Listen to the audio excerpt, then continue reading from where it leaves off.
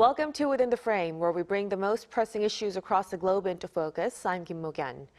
For the first time in history, the number of single-person households in South Korea has surpassed 8 million, now accounting for more than 1 in every 3 homes nationwide.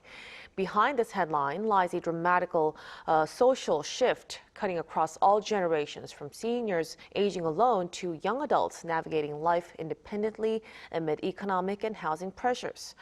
While this trend reflects changing lifestyle, it also raises serious questions about isolation, inequality, and the unraveling of community bonds.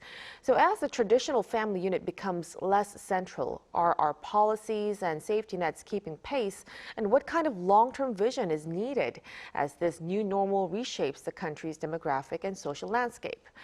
For a deeper discussion on this, we connect to Kim Mok-yeon, Associate Professor at the KDI School of Public Policy and Management. A big welcome, Professor. Thank you for having me. And also joining us is Chi-sun Baek, Research Scientist at the Max Planck Institute for Demographic Research. Good to see you. Nice to see you. So for the first time, South Korea has actually officially entered the era of 8 million single-person households. So from a public policy perspective, Professor Kim, how could the shift reshape how we define family, community, and even social responsibility? I think this shift really calls for a fundamental rethink of how we approach welfare in South Korea. For a long time, our system has been built on the assumption that families take care of each other, whether it means raising children or supporting aging parents. But in a society where living alone is becoming normalized, I think that assumption no longer holds. So which means that we need to move away from family-centered welfare model toward one that is more community and state-based. And this becomes especially clear when we look at housing policy. Most housing in Korea currently is still designed around the idea of nuclear family, typically parents with 2 kids, but that no longer reflects how people actually live today. So going forward, we need definitely smaller, affordable, and accessible housing options that are better suited to single-person household.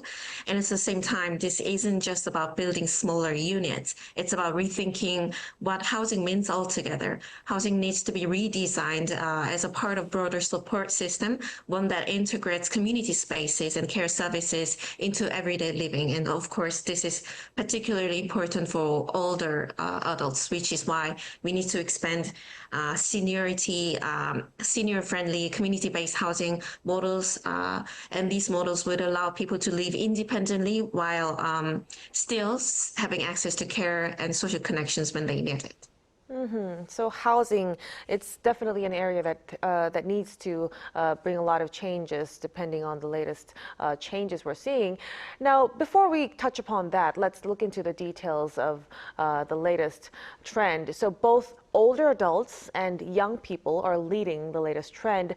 Ms. Baek, what demographic transitions are behind this growth, and how do the life conditions of these 2 main groups actually differ? It is indeed a unique era where we are seeing more older people and more young people living alone at the same time. But they're at 2 different life stages. People are living longer, so naturally there are more older people living alone. For them, it is not usually a choice, it is a circumstance, and mostly the last stage of their life. Meanwhile, young people these days look for opportunities in competitive big cities and delay marriage. So there are more of them living alone. This is usually a choice driven by their careers and ambitions. And for them, this is mostly the start of their adulthood. Well, when you think about it, this isn't really unique to only South Korea. We see this phenomenon in other countries as well. For example, according to recent data, 36% of our households in South Korea live alone. In EU countries, it's almost the same, at around 37%. However, the major difference is the quality of life. In Korea, old people living alone are amongst the poorest elderly populations in the OECD. And for young people, they do not go through the typical transition that European young people do, which is often moving out, finding a partner, cohabiting, and then marrying. Because that cohabitation step is missing here, they might live alone for much longer, often with weaker support systems compared to their European counterparts. So, as our Ms. Beck has just pointed out, when it comes to the financial aspect, many single-person households fall well below national income averages. What's fueling this structure gap, Professor Kim? Could you tell us? And what kinds of long-term risks does it actually pose for our society? I think the income gap that we are seeing between single-person household and a multi-people household is closely linked to changes in marriage and family formation pattern. So for young adults, marriage has increasingly become, we call it a luxury good. So it's no longer a life stage that most people naturally moved into, but something that is far more accessible to those who have everything: stable jobs, higher education, and financial security. So when people do marry, they definitely benefit from shared income, lower living costs, and emotional supports, and all these kind of benefits eventually growing creates greater advantage over time. So what's important to emphasize here is that living alone does not cause economic vulnerability. It's actually the reverse. Economic insecurity push many people to live alone, and because they cannot afford marriage or family formation, in this sense, living arrangements has become a visible marker of deeper economic inequality, with marriage increasingly separating those who have everything and those who have not. So you mentioned about this, what's the consequences for social stability? And obviously living alone can have consequences that go beyond individual well-being.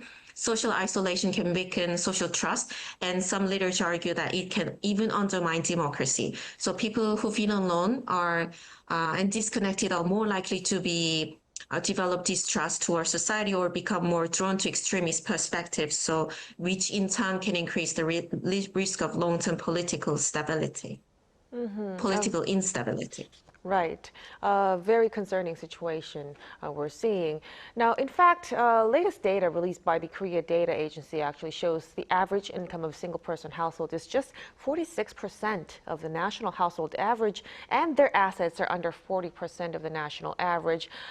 Ms. Beck, what structural forces do you see behind this disparity, and what does it tell us demographically?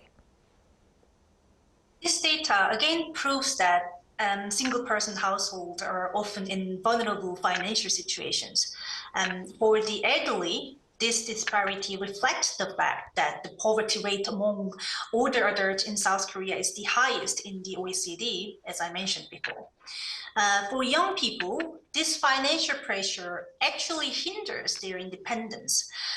We expect young people to move out and look for better opportunities. But decent rent in Seoul mostly requires a deposit of over like 10 million won. I mean, who has that kind of money when you have just graduated from university? So they start their independent lives under huge financial pressure. This tells us that affordable housing is urgently required for these demographics. Definitely. So it really underscores the financial divide this has brought. And housing, of course, is a major issue that needs to be tackled. But beyond income, the emotional and social costs are also mounting. Even nearly half of all single-person households say they feel lonely on a regular basis. Professor Kim, what broader social or structural factors are contributing to this level of disconnection? So, I mean, first of all, many of the traditional sources of connection have weakened. In the past, people were embedded in families, neighborhoods, and long-term workplaces. But today, people move more often and live far away from their relatives and change jobs more frequently. So those stable everyday relationships are much harder to maintain nowadays. And then also technology plays an important role. We are constantly connected through phones and social media, but a lot of these interactions are shallow, and they can create a feeling of being connected without providing an actual emotional closeness that actually protects people against loneliness. And of course, there's also cultural factor. In Korea, living alone, especially for elderly, still carries some social stigma that can make people feel ashamed or hesitant to reach out to each other, which only deepens isolation. So it's not just emotional, it has real social consequences moving forward. Now let's circle back to our one of their major causes, the major important topic, housing. So the latest data shows that housing issues add actually another layer to this. Nearly half of single-person households live in homes under 40 square meters, and a local study showed that many live in isolated housing like 고시원s or dorm-like units or aging low-income housing. Ms. Beck, what do these spatial patterns actually show us? This reveals a clear divide. Young people often look for better opportunities in big cities, but to do so, they have to sacrifice space or quality of their life. Hence, they end up living in extremely small places like 고시원s. But many of them have to choose these options simply because they cannot afford the expensive deposit for different housing options. So for them, maybe deposit support or alternative, but decent housing options where you can rent without a huge chunk of money would be incredibly helpful. On the other hand, older people often live in aging areas and run-down places. This shows that they are isolated from society and living in areas lacking proper infrastructure. For them, community-based support and rebuilding social networks are the priority. Here, I would also like to mention intersectionality. Amongst a single-person household, women experience distinct challenges. For my master thesis years ago, I studied life experiences of young women living alone, mostly in a very small studio. My study showed that simply the fact of living alone leads to significant fear and safety concerns for these young women. This tells us that different age groups and genders need different tailored types of support. Definitely. So the different age groups actually show a deeper social fragmentation. Professor Kim, do you see it as an evidence of a community breakdown? And if so, how do we begin to rebuild social cohesion in the new landscape? I don't think the breakdown of social cohesion or community is the cause of what we are seeing. It's actually the results.